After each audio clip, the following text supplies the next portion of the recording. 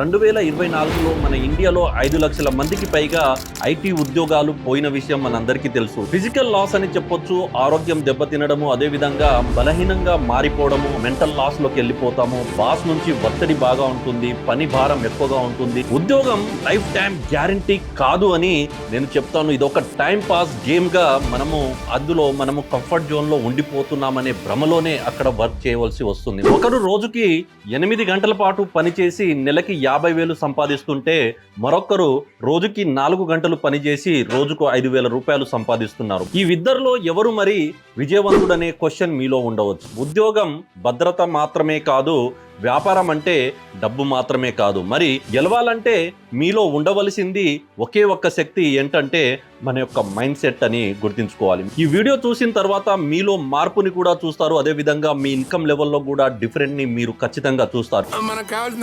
ఈ వీడియో అనేది చాలా పవర్ఫుల్. ఎవరైతే ఇన్కమ్ జనరేట్ చేయాలి అనుకుంటున్నారో, జాబ్ వర్సెస్ బిజినెస్ లో ఉన్న మార్పులు ఏంటో ఇవన్నీ కూడా మనము వీడియోలో తెలుసుకుంటాం. ప్రతిరోజు కూడా అలారం మోగుతుంది, టైం కి ఆఫీస్ కి కూడా వెళ్ళాలి, బాస్ కి సమాధానం కూడా చెప్పాలి. మరి నెలాఖరులో జీతం మాత్రమే వస్తుంది.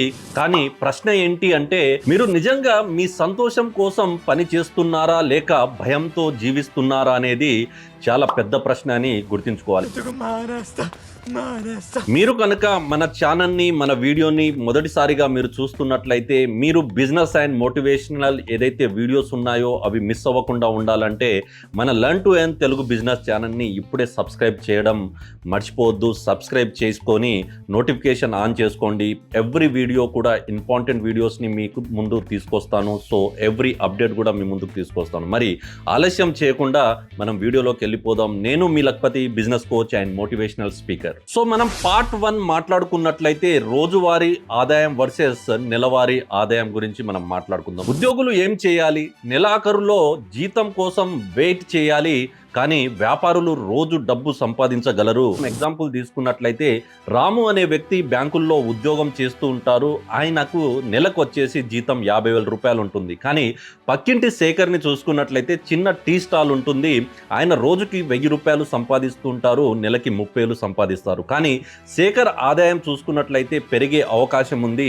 రాము జీతం చూసుకున్నట్లయితే ఫిక్స్ అని మనము ఇక్కడ గుర్తుంచుకోవాలి. రోజు కనుక మనకు డబ్బులు వస్తూ ఉంటే మనకున్న ఖర్చులు కావచ్చు, అదేవిధంగా పెట్టుబడులు కావచ్చు, వాటికి ఏ విధంగా ప్లాన్ చేసుకోవాలో అది మనకు సులువుగా ఉంటుంది. కానీ నెలకు మనకు జీతం వచ్చినప్పుడు వాటితో మనము కంఫర్ట్ జోన్లో కంఫర్ట్ మనీ ఉంటుంది కాబట్టి దాని ద్వారా మనము ఏ విధంగా మనం ప్లాన్ చేసుకోవాలనేది మనకు టఫ్గా మారుతుంది. అండ్ పార్ట్ 2 మనం మాట్లాడుకుంటే ప్రస్తుత ఉద్యోగ పరిస్థితి మనం చూసుకున్నట్లయితే ఇప్పుడున్న టెక్నాలజీలో ఏఐ అనేది కంటిన్యూ నడుస్తుంది. ఆఫీసులు కుదురుస్తున్నాయి. అదే విధంగా నిన్నటి వరకు వర్క్ ఫ్రమ్ హోమ్ అనే మాట ఉండేది. కానీ ఇకపై కంపెనీలు ఎవరిని పెట్టుకోవాలో అనే ఆలోచనలో పడిపోయింది.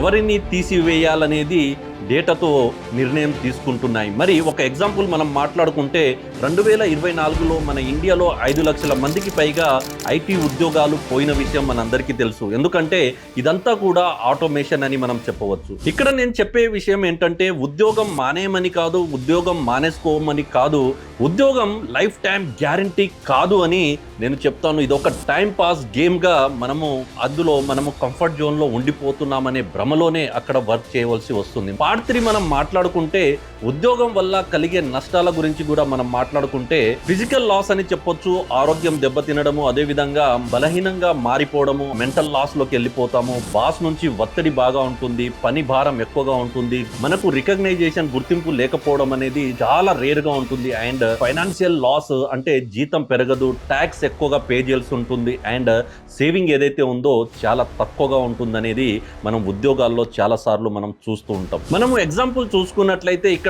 సుశీల్ అనే ఒక ఉద్యోగి 10 ఏళ్ల ఉద్యోగం చేస్తున్నారు. మరి 10 ఏళ్ల తర్వాత ఇంటి లోన్, అదే విధంగా కార్ లోన్, అదే విధంగా క్రెడిట్ కార్డ్స్ ఇవన్నీ ఉంటాయి. అండ్ పిల్లల ఫీజులు ఉంటుంది. మరి సేవింగ్ చూసుకున్నట్లయితే కంప్లీట్ గా జీరో అని మనం చెప్పవచ్చు. ఇదొక మన కలల జీవితం. మన జీవితం ఎలా ఉండాలనేది, ఆ నిర్ణయం అనేది మన చేతుల్లోనే ఉంటుంది. మనం ఏ విధంగా మన జీవితాన్ని ఎంత అద్భుతంగా మనం తీర్చిదిద్దుకుంటామో మనము ఆ విధంగా మన జీవితంలో హ్యాపీనెస్ గా ఉండొచ్చు. మన జీవితంలో జీరో బ్యాలెన్స్, జీరో సేవింగ్ లోనే ఉన్నామంటే మనము జీవితంలో ఇంకా ఎక్స్ట్రా వర్క్ చేయవలసి ఉందా, లేదంటే ఎక్స్ట్రా ఎఫర్ట్స్ పెట్టాలా అనేది ఆలోచించాలి.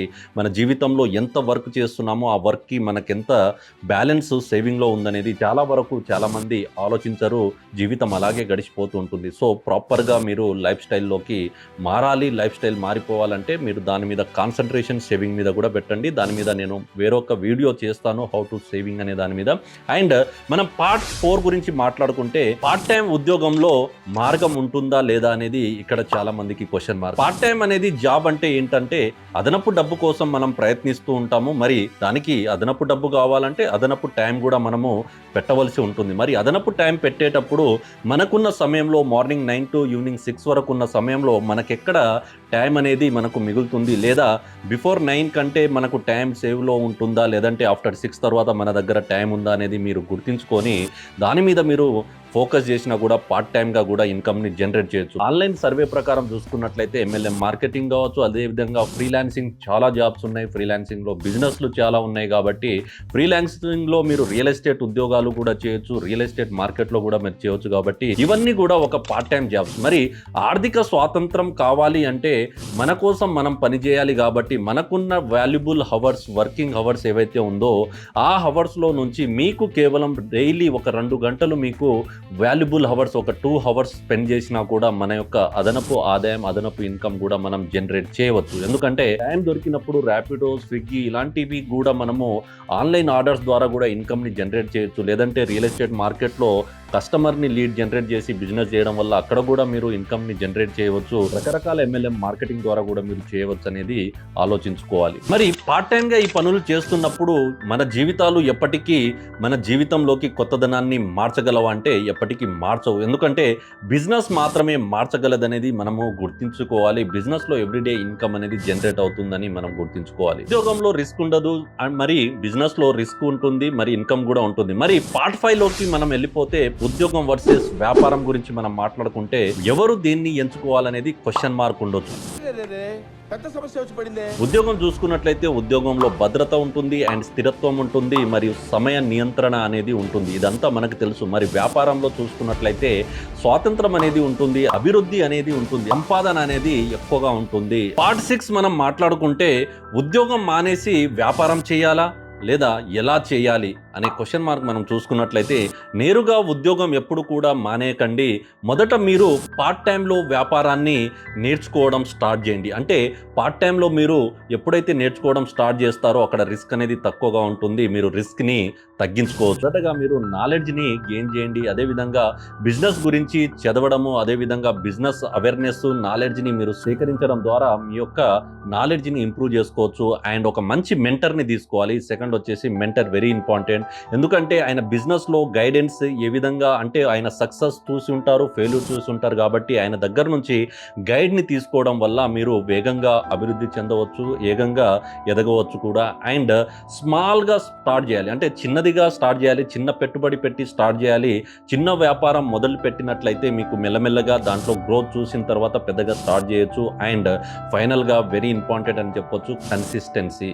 ఏ పని చేసినా, జీవితంలో ఏది చేసినా కూడా అక్కడ కూడా ఆపకుండా కన్సిస్టెన్సీ అనేది must and must in our human being లైఫ్లో. Consistency very important. ఎందుకంటే రోజుకి 1 గంట సమయాన్ని మీరు వ్యాపారానికి కేటాయించండి అట్లీస్ట్.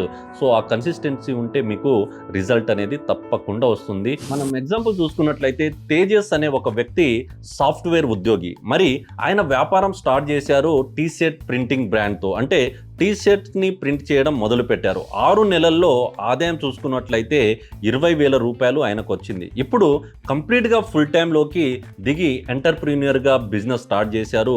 ఇప్పుడు ఆయన ఆదాయం చూసుకున్నట్లయితే దాదాపు నెలకు 5 నుంచి 10 లక్షల రూపాయలు ఇన్కమ్ జనరేట్ చేస్తున్నారు. సో ఈ స్టోరీలో మనం అర్థం చేసుకోవాల్సింది ఏంటంటే పార్ట్ టైంగా స్టార్ట్ చేసి చిన్న బడ్జెట్తో స్టార్ట్ చేసి పెద్దగా అంటే ఫుల్ టైంలోకి దిగిన తర్వాత ఆయన గ్రోత్ని ఎలా పెంచుకున్నారో మనం అర్థం చేసుకోవచ్చు. అండ్ మనము నెక్స్ట్ పార్ట్ 7లోకి వెళ్ళిపోతే బిజినెస్లో రకాలేంటి అండ్ మైండ్ సెట్ ఎలా ఉండాలి. లో ఇన్వెస్ట్మెంట్ బిజినెస్ అనేది మనం చూసుకున్నట్లయితే ఆన్లైన్లో రీసెల్లింగ్ ఏవైతే ఉన్నాయో ఆన్లైన్లో మనం రీసెల్లింగ్ మీద కాన్సన్ట్రేషన్ చేయొచ్చు అండ్ రియల్ ఎస్టేట్ ఏజెంట్గా మీరు ఫోకస్ చేయొచ్చు. అదేవిధంగా డిజిటల్ మార్కెటింగ్ మీద కూడా మీరు ఫోకస్ చేయొచ్చు. అఫిలియేట్ మార్కెటింగ్ మీద కూడా మీరు కాన్సన్ట్రేషన్ చేయొచ్చు. ఇవన్నీ కూడా మీరు చిన్న బిజినెస్, చిన్న పెట్టుబడి అని మనం చెప్పొచ్చు. మరి బిజినెస్ మైండ్ సెట్ ఏ విధంగా ఉండాలి, బిజినెస్ లో మనం రాణించాలంటే మన యొక్క మైండ్ సెట్ ఎలా ఉండాలనేది ముందే మనం ప్లాన్ చేసుకోవాలి. రిస్క్ తీసుకోగలిగే ధైర్యం అనేది ఖచ్చితంగా కావాలి. రిస్క్ తీసుకోకుంటే బిజినెస్ లో ఎవరు కూడా సక్సెస్ అవ్వరు. అండ్ కస్టమర్స్ ని మీరు దేవునిగా భావించాలి. ఎప్పుడు కూడా కస్టమర్ ఈజ్ ఏ గాడ్ అంటుంటాం కాబట్టి కస్టమర్ ని ఎప్పుడు కూడా దేవుడుగా భావించాలి. అండ్